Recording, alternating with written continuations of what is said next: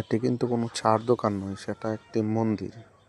বাংলাদেশের রাজধানী ঢাকার মধ্যেই কিলকিত থানা বলে একটি জায়গা আছে, সেখানে সেই মন্দিরটি ভেঙে ফেলা হচ্ছে।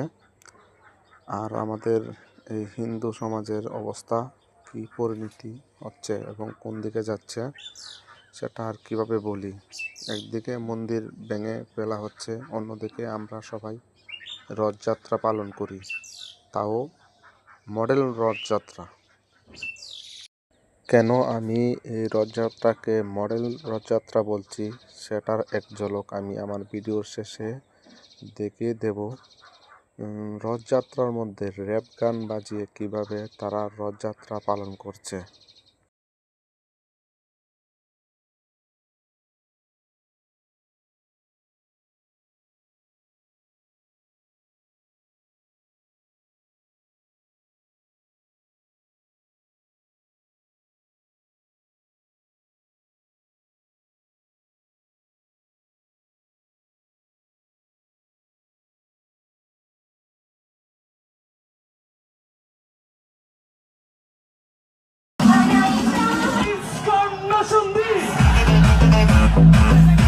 এই ঘটনাটা কিন্তু বাংলাদেশেই ঘটছে। বাংলাদেশের নরসিংদী জেলার ইসকন শাখার উদ্যোগে এই ঘটনাটা ঘটছে।